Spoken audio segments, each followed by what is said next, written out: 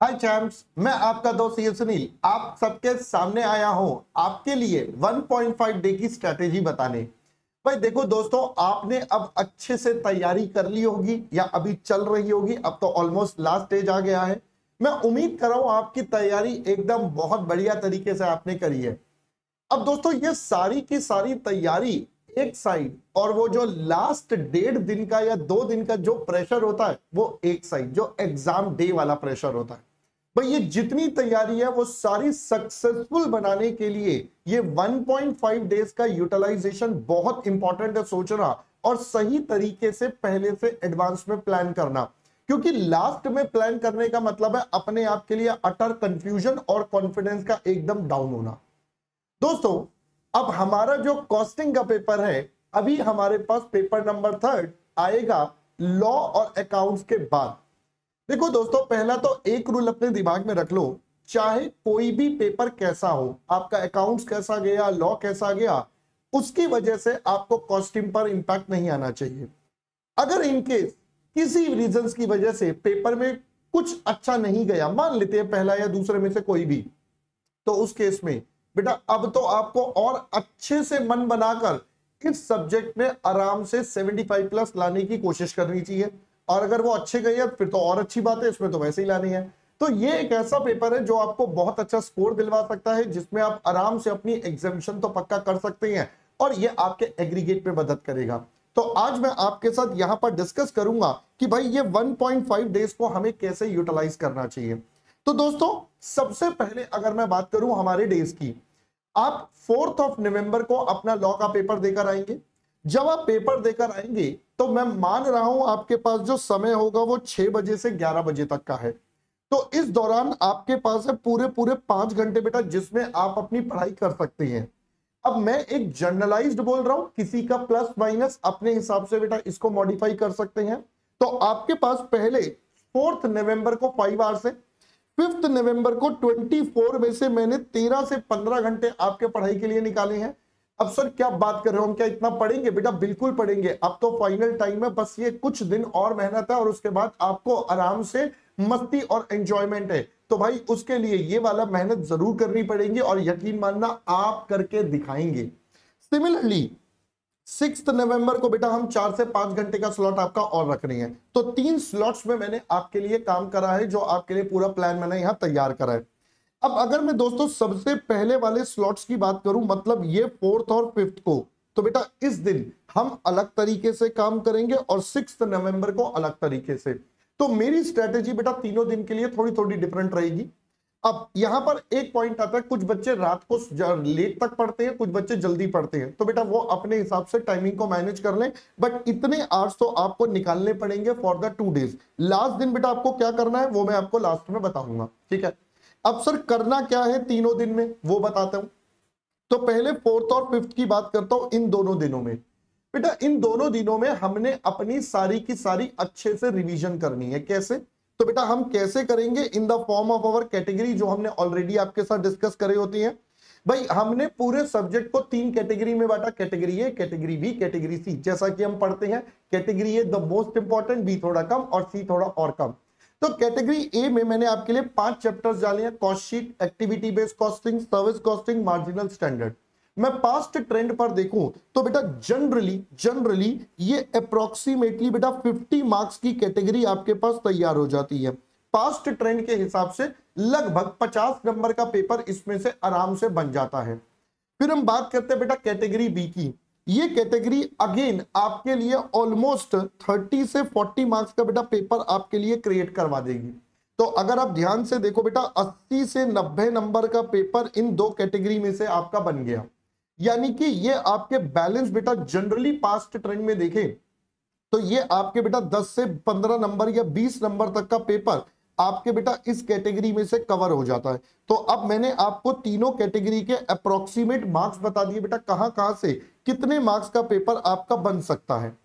अब आपको भी बेटा एग्जाम के दिन में बिल्कुल सेम तरीके से काम करना है। सबसे पहले 4 नवंबर को बेटा कैटेगरी ए से शुरू करना है। कैटेगरी ए में सबसे पहले cost sheet, activity, service, marginal, standard, sequence आप अपने हिसाब से मॉडिफाई भी कर सकते हैं, बट प्रेफर्ड रहेगा इसी सीक्वेंस में चलेंगे तो ज्यादा बेटर से और अच्छे से, आपको ज्यादा आसानी से जल्दी से काम हो जाएगा। तो मैं चाहूंगा सीक्वेंस भी आप यही रखें, बाकी आप आगे पीछे बेटा चीजों को कर सकते हैं। तो कैटेगरी ए आपका बेटा आप स्टार्ट करेंगे 4 नवंबर को, मैं ऐसा मान के चल रहा हूं 4 नवंबर को स्टार्ट करेंगे। तो इस दिन आपने लगभग 5 घंटे का समय बेटा इसके लिए दे दिया। फिर अगले दिन 5 नवंबर, अब जो बच्चे रात को पढ़ते हैं वो रात को टाइम देंगे, बाकी बच्चे सुबह भी टाइम दे सकते हैं। बेटा अगले 4 घंटे आप और इसके लिए निकाल दीजिए, तो इस कैटेगरी में आपके 9 आवर्स लगभग आप डिवोट कर देंगे, जिसमें आपने अपने 50 नंबर पूरे कवर कर लिए। अब इस कैटेगरी में सर हमें करना क्या क्या है, तो बेटा इस कैटेगरी में सबसे पहले आपको कॉन्सेप्ट रिवाइज करने हैं। अब ये जो आपको कॉन्सेप्ट रिवाइज करने हैं बेटा, आप ये 2 तरीकों से कर सकते हैं, या तो अपनी नोटबुक, अपनी जो मैंने नोट्स लिखवाए या जहां से भी आपने पढ़ा वहां से कर लीजिए। दूसरा, या फिर बेटा आप क्या कर सकते हैं, जो मेरी मैराथन पड़ी हुई है ऑलरेडी, हमने चैप्टर वाइज आपके लिए पूरी मैराथन डाल रखी है। प्लेलिस्ट का लिंक बेटा नीचे डिस्क्रिप्शन बॉक्स में आपको मिल जाएगा। उसमें हमने आपके साथ कॉन्सेप्ट भी रिवाइज करवाए हुए हैं। पहले कॉन्सेप्ट रिवाइज है, उसके बाद इंपॉर्टेंट क्वेश्चंस उस चैप्टर के। तो पहले तो आप उनसे कॉन्सेप्ट रिवाइज कर सकते हैं सारे के सारे। अब मेरा एक सजेशन है बेटा, मैं थोड़ा लाइव मैराथन को आपके लिए कम प्रेफर करूंगा, बिकॉज हर एजुकेटर बेटा लाइव मैराथन में अपने हिसाब से काम करता है। से फॉर एग्जांपल मैं भी लूंगा तो मैं अपने हिसाब से करूंगा। तो इस बार मैंने लाइव मैराथन ना लेने का सोचा कि भाई मैंने इसलिए पहले से मैराथन आपके लिए डाल दी।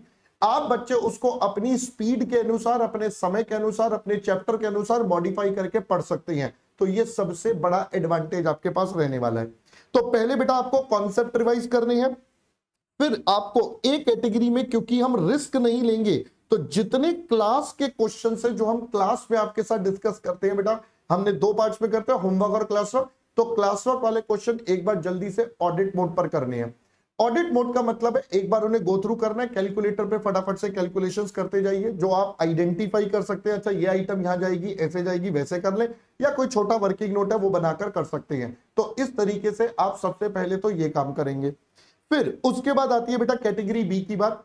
अब कैटेगरी बी में आपके पास ये बेटा आपको करना है 5 नवंबर को, और 5 नवंबर को आपको इसमें कितने लगाने हैं, हमने 13 घंटे का प्लान बनाया था, 4 घंटे हम ऑलरेडी कैटेगरी में यूज कर चुके हैं, तो बच गए बेटा हमारे पास 9 घंटे। 9 में से लगभग 5 to 6 आवर्स आपको बेटा इसके लिए लगाने हैं। अगर मैं गिनती करूं तो 1 2 3 4 5 6 टॉपिक आपके पास है, लगभग ऑन एन एवरेज 1 आवर एक टॉपिक के लिए हमने आपके लिए असाइन कर दिया। 5 से 6 घंटे बेटा आपने यहां लगा दिए। अब मान लेते हैं हायर साइड पे आपने 6 ले लिया, यहां पर 4 ले लिया, बच गए बेटा अब आपके पास 10 आवर्स टोटल यूज हो गए हैं। अब बच गए 3 से 4 घंटे बेटा, वो आपके 3 से 4 घंटे 5 नवंबर को यहां पर जाएंगे।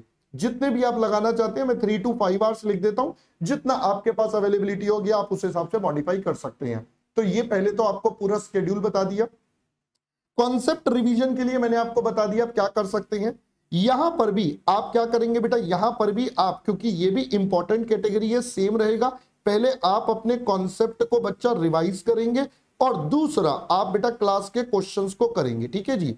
अब बात आती है सर ये थर्ड कैटेगरी की। तो थर्ड कैटेगरी में बेटा मैं आपको सजेस्ट करूंगा आप कॉन्सेप्ट और क्वेश्चन दोनों के दोनों बेटा कहां से देख लेना, ये दोनों के दोनों आप मैराथन के थ्रू देख लेना, वहां से जल्दी में शॉर्ट में सारी चीजें कवर हो जाएंगी। आई होप पहले बेटा ये वाली बात पूरा का पूरा प्लान समझ में आ गया।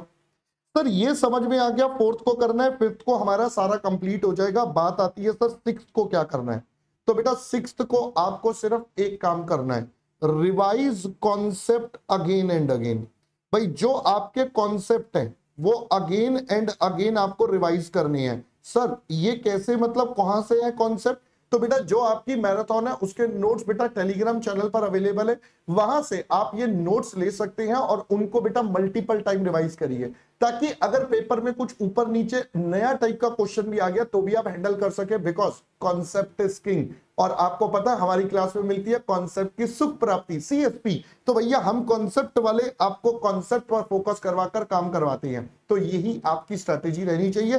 तो 6th को मैं कुछ नया नहीं करूंगा, जो 2 दिन में, क्योंकि हमने इतना सारा इतने शॉर्ट में पढ़ा है, तो उसको डाइजेशन के लिए एक बार और क्विकली कर रहे हैं कि भाई अगले 4-5 घंटे में हम इनको मल्टीपल टाइम रिवाइज कर ले, 2 बार 3 बार 1 बार जितनी बार हो जाए, ठीक है। So this should be the strategy बेटा जो आपको फॉलो करनी चाहिए और आपको करना चाहिए। मैं फिर से रिपीट कर रहा हूं, मैराथन ऑलरेडी पड़ी हुई है, यहां पर आप डिस्क्रिप्शन बॉक्स में देख सकते हैं लिंक उसका, ठीक है जी।